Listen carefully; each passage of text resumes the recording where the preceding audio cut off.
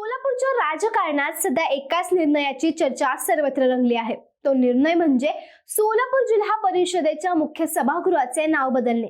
गेल्या अनेक दशकांपासून ज्या सभागृहावर शिवरत्न या नावाची पाटी झळकत होती ती आता अधिकृतपणे हटवण्यात आली आहे। सभागृहाचे नाव आता भारतरत्न अटल बिहारी वाजपेयी सभागृह असे असेल। हा केवळ नावाचा बदल नाहीये, तर सोलापूरच्या राजकारणातील एका मोठ्या सत्तांतराचे आणि वर्चस्व बदलाचे प्रतीक मानले जात आहे। सोलापूर जिल्हा परिषदेच्या स्थायी समितीची बैठक अध्यक्ष दीपक वैद्य यांच्या अध्यक्षतेखाली पार पडली। या बैठकीत जिल्हा परिषदेचे उपाध्यक्ष यांनी एक महत्त्वाचा ठराव मांडला की जिल्हा परिषदेच्या सभागृहाचे शिवरत्न हे नाव बदलून ते भारतरत्न अटल बिहारी वाजपेयी सभागृह असं करण्यात यावं। विशेष म्हणजे हा ठराव एकात्मतेने मंजूर करण्यात आला।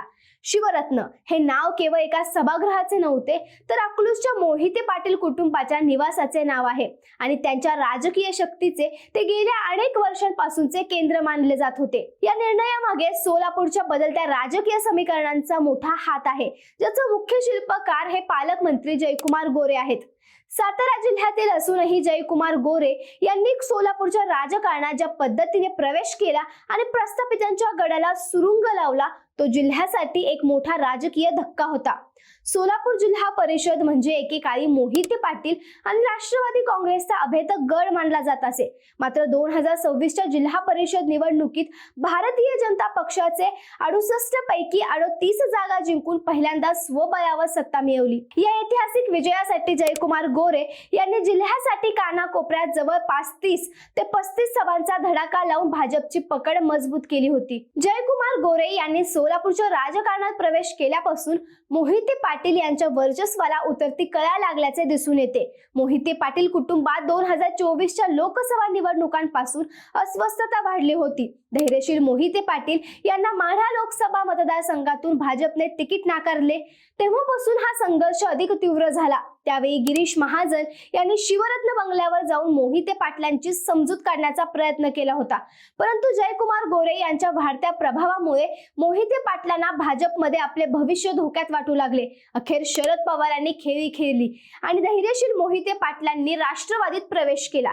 या राजकीय फुटीनंतर भाजप आणि मोहिते पाटील यांच्यातील दरी पूर्णपणे रुंदावली, ज्याची परिणती आता शिवरत्न नाव पुसण्यात झाली आहे। जिल्हा परिषदेतून शिवरत्न नाव हटवणे ही जयकुमार गोरे आणि भाजपच्या नव्या नेतृत्वाने मोहिते पाटलांवर केलेली सर्वात मोठी राजकीय घुरखोडी मानली जात आहे।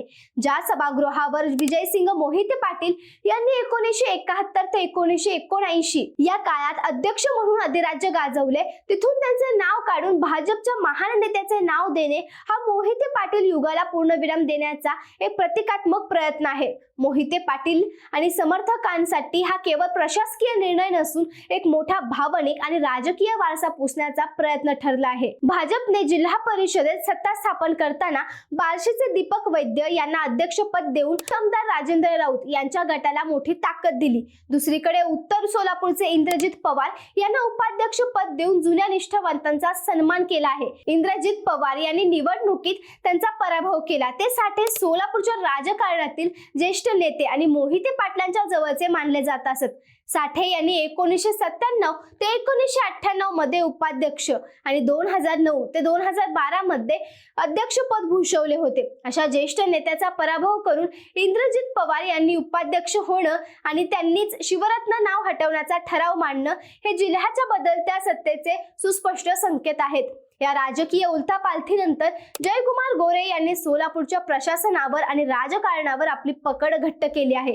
सातारा जिल्ह्यातील असूनही त्यांनी सोलापूर जिल्हा परिषदेवर भाजपची स्वबळावर सत्ता आणून एक नवा किंग मेकर म्हणून स्वतःला सिद्ध केला आहे। त्यांच्या या वाढत्या प्रभावामुळे मोहिते पाटलांना स्वतःच्या जिल्ह्यात राजकीय अस्तित्वासाठी संघर्ष करावा लागत आहे। मोहिते पाटलांना आता केवळ भाजपचेच आव्हान नाहीये, तर जयकुमार गोरे यांच्या राजकीय चालींचेही आव्हान आहे, ज्यांनी अकलूजच्या प्रभावाखालील जिल्ह्याला भाजपमय करून सोडला आहे। दुसरीकडे भाजपमध्ये सर्व काही आलबेल आहे असंही नाही। सोलापूर शहर भाजपमध्ये सध्या अंतर्गत संघर्ष उफाळून आला आहे। आमदार विजयकुमार देशमुख विरुद्ध शहराध्यक्ष रोहिणी तलवलकर आणि आमदार देवेंद्र कोठे असा वाद पाहायला मिळत आहे। मतदारसंघाच्या हद्दीवरून आणि एकमेकांच्या कार्यक्रमात हस्तक्षेप करण्यावरून हा तणाव वाढला आहे। आमदार देशमुखांनी तर थेट मुख्यमंत्र्यांसमोर इशारा दिला होता की त्यांच्या कार्यकर्त्यांना त्रास दिला तर सोलापूर शहर उत्तरच्या स्टाईलने उत्तर दिलं जाईल। या अंतर्गत कलहाचा फायदा मोहिते पाटील येणाऱ्या काळात घेणार का हे पाहणं आता उत्सुकतेचं ठरेल। सोलापूर जिल्हा परिषदेने आता 11 तालुक्यात 11 आदर्श शाळा उभारण्यासारखे विकासाचे मोठे निर्णय घेतले आहेत, जेणेकरून जनतेचा विश्वास संपादन करता येईल। मात्र विकास कामांपेक्षा शिवरत्न नाव बदलून वाजपेयी नाव देणं ही घटना सोलापूरच्या राजकारणात दीर्घकाळ चर्चिली जाईल। एका बाजूला भाजप आपली विचारधारा आणि पकड मजबूत करत आहे, तर दुसरीकडे मोहिते पाटील पुन्हा आपला गड मिळवण्यासाठी कोणत्या चाली खेळत आहेत याकडे संपूर्ण जिल्ह्याचं लक्ष लागलं आहे। थोडक्यात सांगायचं तर शिवरत्न नावाची जिल्हा परिषदेतून झालेली हकलपट्टी ही सोलापूरच्या राजकारणात मोहिते पाटील युगाच्या अस्थाची आणि जयकुमार गोरे यांच्या नेतृत्वाखाली भाजप युगाच्या उदयाची नांदी मानली जात आहे।